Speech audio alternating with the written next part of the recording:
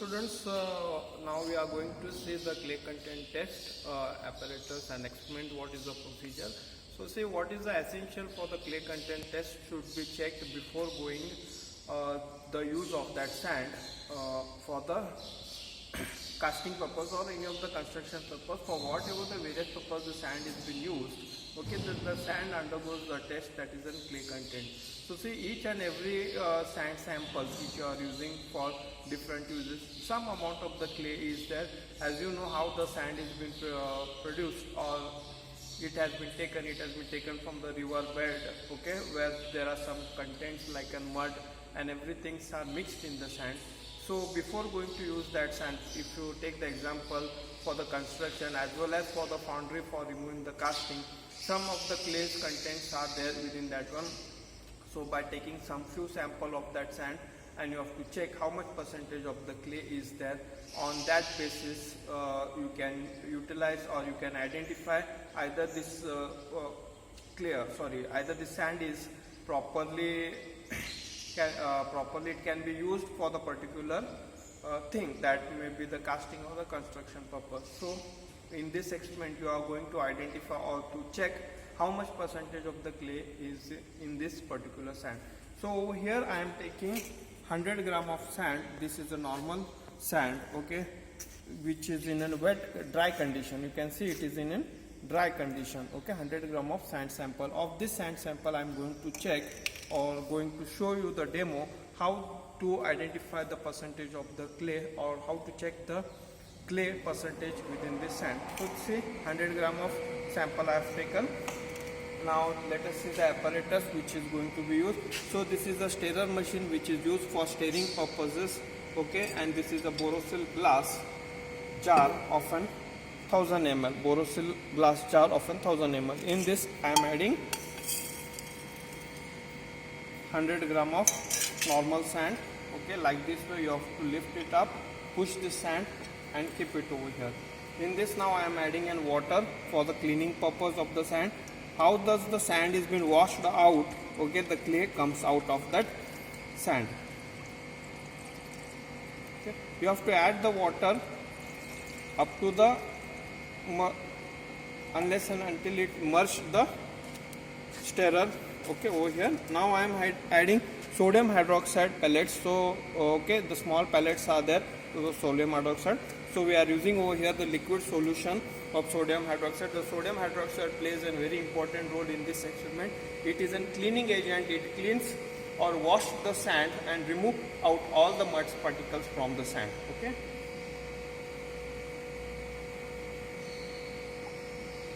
So I have added the solution in this one. Now we will on the machine, stirrer machine. This is a stirrer machine. Over here you can see the regulator is there, okay. You have to regulate it for the 15 minutes. The time regulator is there. Up to 15 minutes it will stir, and this regulator is used for controlling the speed of the stirrer spindle, okay. Now I switch on. I have regulated it for the 15 minutes. Now I will control the speed.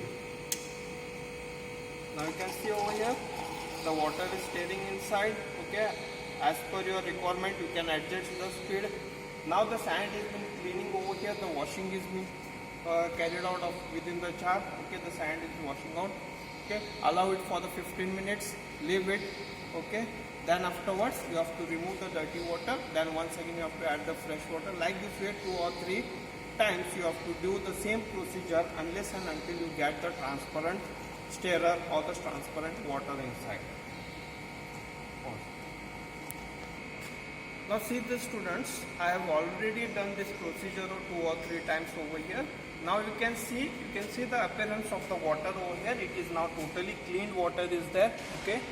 It was initially, you have seen, it was in dirty water. That is what identified that all the muds and the clay which is coming out, okay, that identified by the water in a muddy color, okay. Now you can see it is a transparent color, okay. The procedure what I have shown you that has been repeatedly done for the 2 or 3 times for the 15 minutes regulating the time. Now you can see it is very clean and neat. You can transparently you can see the sand within this one. That means what? It shows that all the muds and the clay particles from this sand is been removed out or washed out, okay. Now what I am going to do, now I am removing this water and the sand, okay, and make it to a dry condition. Now you can see I have removed the sand from the glass jar, and this is the funnel from where the water is being removed out, okay. Now what the condition is that initial weight of this sand you have taken in a dry condition. Now it is in wet condition, it is cleaned with the water. Now we are going to change the condition of this sand into a dry condition so that you can get the exact final weight. For that purpose we are using over here the sand dryer.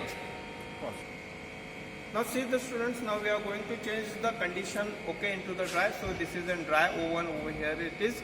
So now I am placing this one into this oven, okay. By the means of heat, the sand is been, all the moisture within the sand is been removed out, and the sand will come to its previous condition, okay, that is in dry conditions, okay.